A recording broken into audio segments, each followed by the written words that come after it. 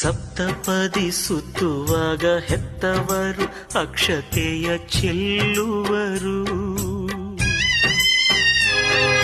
ಮುತ್ತೈದೆಯಾಗಿರೆಂದು ಮಗಳಿಗೆ ಮಾತ್ರ ಅಲ್ಲಿ ಹರಸುವರು.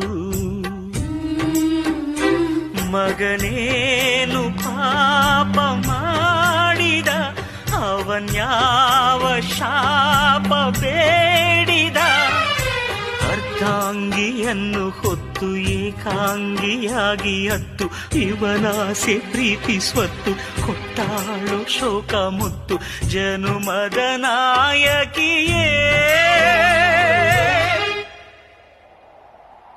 ಮುಷ್ಟಿ ಮಣ್ಣಿಗೆ ಋಣಮುಕ್ತಳಾಗಿ ಹಾರಿಹೋದ ಜೀವಜ್ಯೋತಿಯೇ, ಜೀವಜ್ಯೋತಿಯೇ, ನನ್ನ ಒಂಟಿಯಾಗಿ ಬಿಟ್ಟು ಹೋದೆ ಯಾವ